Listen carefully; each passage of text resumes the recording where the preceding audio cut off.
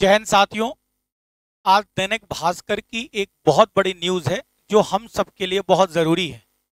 जैसा कि आप सभी को पता है, मध्य प्रदेश ईएसबी बोर्ड द्वारा जो भर्ती कैलेंडर जारी किया था, उन भर्ती कैलेंडर में वैसे ही वैकेंसी का अकाल था और बहुत सारी वैकेंसी तो लगभग 2018 से लापता ही घोषित कर दी गई हैं।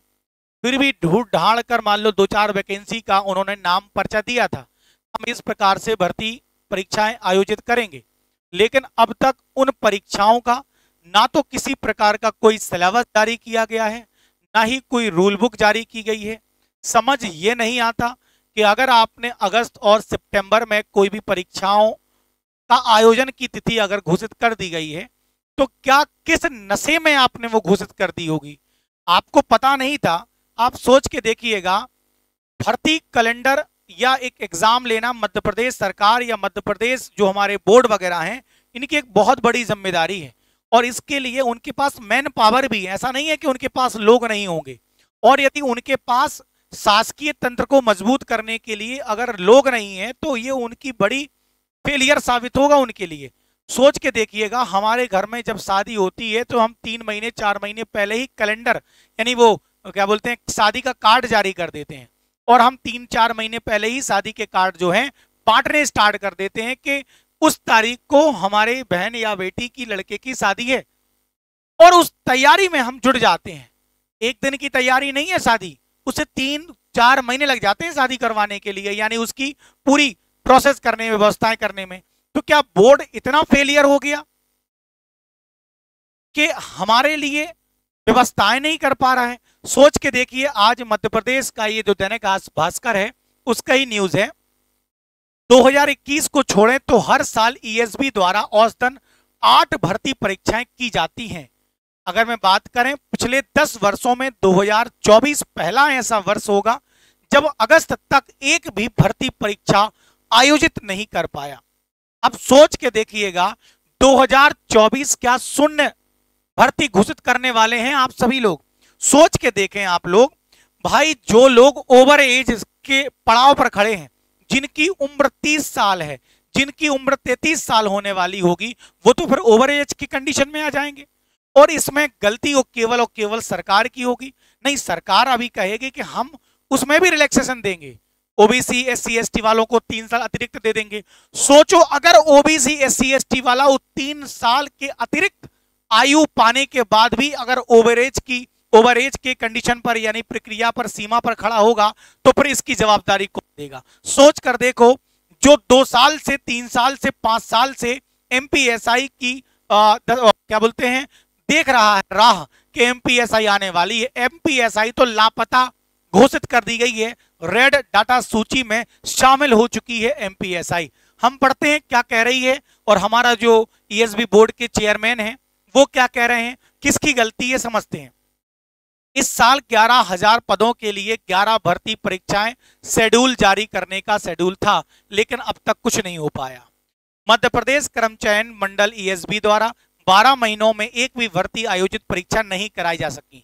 वर्ष 2024 में विभिन्न भर्ती परीक्षा प्रस्तावित की गई, लेकिन अब तक एक भी परीक्षा ना हो सकी। सोच के देखिएगा साथियों, यानी केवल और केवल छलावा है। यानी आपने 2023 में एमपी कांस्टेबल का पेपर ले लिया, जिनका एग्जाम निकलने की कंडीशन में है, वो लोग 1.5 साल से 1 साल से दौड़ रहे हैं, उनके पैरों में दर्द है, पैर खराब हो गए हैं। क्या जान ले लोगे अब 20-25 हजार की नौकरी में? या तो आप साफ साफ कह दो कि भैया 1 साल बाद हम दौड़ लेंगे, तो उस हिसाब से दौड़ेंगे। हमारे बहुत सारे कैंडिडेट, बहुत सारे हमारे क्या बोलते हैं स्टूडेंट हैं जो 1 साल से लगातार दौड़ रहे हैं, उनको ये पता भी नहीं है। और अभी भी मैं बता दूं, एमपी कांस्टेबल की दौड़ इस सितंबर में होने वाली है, लेकिन बच्चों को ये पूरा विश्वास है कि हो सकता है कि ना दौड़ हो। सोचो, ये उनकी असफलता का एक बहुत बड़ा कारण है ईएसबी बोर्ड या गवर्नमेंट का। साथियों, इंपॉर्टेंट बात यदि हम पढ़ेंगे तो यहां आप देखिएगा, अगस्त में भी प्रस्तावित थी परीक्षाएं जो नहीं हो सकी। अगस्त में माध्यमिक शिक्षक, खेल, गायन, वादन एवं नृत्य व प्राथमिक शिक्षक चयन परीक्षा कराने का शेड्यूल तैयार किया गया, इसका आयोजन भी नहीं हो सका।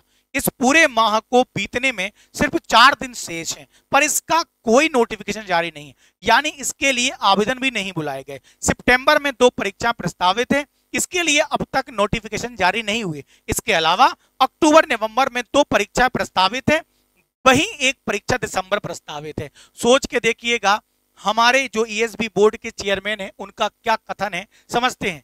विभाग स्तर से पद की संख्या और रूल बुक फाइनल होने के बाद ही विज्ञापन जारी किया जाता है। जिन 2 भर्ती परीक्षाओं को लेकर विभागों से पद संख्या एवं रूल बुक फाइनल की गई है उनके लिए विज्ञापन जारी किए गए हैं। ईएसबी द्वारा पूरा एग्जाम शेड्यूल जारी किया गया, लेकिन विभाग से कंप्लीट जानकारी नहीं मिलने से अन्य के विज्ञापन जारी नहीं हो सके। विभाग स्तर पर भी सभी जानकारी जुटानी होती है। भर्ती परीक्षा ना होने का कारण चुनाव भी है। Sanjay Bandopadhyay chairman of ESB board. अब सोच के देखिएगा इस प्रकार की कथन है, उन्हें भी पता है। साथियों मैं आपको बता दूं, चाहे आपका वर्ग 2 हो, मुख्य परीक्षा हो, चाहे आपका ईएसबी हो, पिछले साल गवर्नमेंट कहती थी कि हम शिक्षक भर्ती पात्रता परीक्षा हर साल लेंगे। 1 नंबर की झूठी सरकार हो गई है भाई, झूठी। भाई 2023 में जो भर्ती आई थी उसको अब तक कंप्लीट नहीं करा पाए। हर साल पात्रता परीक्षा तो ये जीवन में कभी नहीं ले पाएंगे। जब सोच लो इस प्रकार की गवर्नमेंट हो चुकी है हमारी। हालांकि गवर्नमेंट से हमारा कोई विशेष मतलब बुराई नहीं है, लेकिन जब बच्चों की बात आती है, बेरोजगारी की बात आती है, तब बुरा लगता है कि हमने वोट दिया है, किस लिए दिया था? भूखे मरने के लिए वोट दिया था क्या? सोच के देखिएगा। जब बच्चों का मनोबल डाउन होता है, जब भर्ती नहीं आती है, तो भर्ती के साथ साथ बहुत सारी चीजें अव्यवस्थित हो जाती हैं। बच्चों का पूरा मानसिक मनोबल खराब हो जाता है, आर्थिक स्थिति, उसका जीवन जीने की शैली। भाई ओवर एज हो गए हैं नौकरी के लिए भी और शादी के लिए भी। यानी क्या जीवन में केवल नौकरी ही मात्र रह गया है कि सरकारी नौकरी लेना है? क्या उसका परिवार को आगे बढ़ाना, परिवार की जिम्मेदारी नहीं है? लेकिन जिम्मेदारी निभाएगा कैसे जब उसके पास नौकरी नहीं है? तो शादी नहीं है, जब शादी नहीं है तो उसका जीवन बर्बाद है। तो क्या बर्बाद करने के लिए हमने वोट डाला था? ये गलत हो जाएगा भाई। यहां देखिएगा साथियों, ये पूरा कैलेंडर था, ये पूरा कैलेंडर था। इस कैलेंडर में जो भी वैकेंसी अभी दी गई हैं, या तो उनकी संख्या इतनी ज्यादा है कि डर लग रहा है कि घर घर में कहीं ना कहीं एमपीएसआई यानी सब इंस्पेक्टर ना बन जाए, या आपका हेड कांस्टेबल ना बन जाए। अब तक कांस्टेबल की कोई नौकरी नहीं दी गई, यानी 2023 और 24 पूरा खाली जाने की संभावना है। गवर्नमेंट से यही अनुरोध है भाई कि मैं जानता हूं कि आपकी गलती नहीं है, आप तो खूब कह रहे हो, लेकिन विभाग काम नहीं कर रहे हैं। बात तो वही हुई कि घर में छोटा लड़का गलत काम कर रहा है और पिताजी ये कह दें कि हमारी तो सुन ही नहीं रहा है, तो तुम्हारा पिताजी होने का मतलब ही क्या रहेगा? यानी जो बड़े बूढ़े होते हैं, जिनके पास पावर होता है, वो किसी प्रकार से भी अपने तंत्र को मजबूत रखते हैं।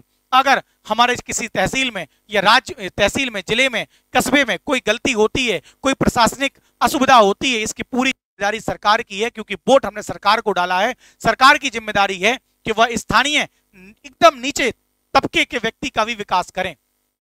समझना इस बात को।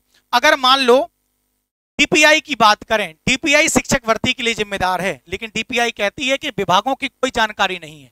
जब विभागों की कोई जानकारी नहीं है, कितने पोस्ट खाली हैं, भाई विभागों की जानकारी तुम्हें ही तो निकालनी है, लेकिन इनके पास लोग नहीं होंगे, इनके पास जानकारी नहीं है। जब ये जानकारी नहीं है तो ये जानकारी ईएसबी वालों को कैसे देंगे? और जब ईएसबी के पास कोई जानकारी नहीं है तो वो शेड्यूल कैसे जारी कर दे? क्योंकि भाई सीटेट लागू करना है कि नहीं करना, 40-50% का जो रिजर्वेशन का जो लोचा चल रहा है, उस पर क्या प्रतिक्रिया देनी है?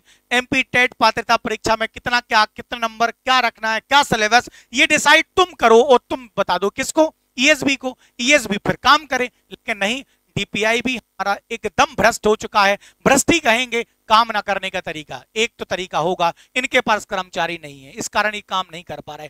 अतिथि शिक्षक को बर्बाद करने का पूरा काम भैया इस डीपीआई ने कर दिया है। अतिथि शिक्षक बर्बाद हो चुके हैं। सोच के देखिएगा, 12 महीने का अनुबंध की बात करी गई थी गवर्नमेंट ने, लेकिन 8 महीने की प्रॉपर सैलरी भी नहीं पा पाएंगे ये हमारे पढ़े लिखे, हमारे बेरोजगार भाई लोग। समझना बात को, ये पूरी जवाबदारी डीपीआई की। तो ये लोग क्या कहते हैं कि 30% रिजल्ट ना होने पर दोबारा अतिथि शिक्षक के रूप में आपको चयनित नहीं किया जाएगा। अरे भैया समझ लो, क्या गांजा फूंक के पीते हो?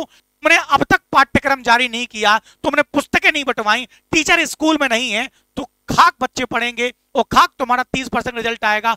आंख बंद करके बच्चों को पास करना स्टार्ट करना पड़ेगा, तभी बच्चा पढ़ेगा। नहीं तो मध्य प्रदेश की जो साक्षरता दर चल रही है वो केवल एक छलावा है, जीरो है, जीरो साक्षरता दर। अभी स्कूल के बच्चों से पूछ लो तो 2 का 3 का 4 का पहाड़ा भी अच्छे से ना बता पाए, क्योंकि तुमने पढ़ाई कब है? अरे पढ़ाया मतलब भूत पढ़ाए। तो इस प्रकार की प्रक्रियाएं चल रही हैं। मन बहुत छल्ली हो जाता है कि जब गवर्नमेंट इस प्रकार की लापरवाही कर, गवर्नमेंट पिता के समान होती है, भगवान के समान होती है, और भगवान अगर इस प्रकार से करे तो फिर हमारे लिए कोई जगह नहीं है। तो निवेदन आप सभी से यही है कि एक रहें, संयुक्त रहें, मिलकर एकजुट आंदोलन में शामिल हों।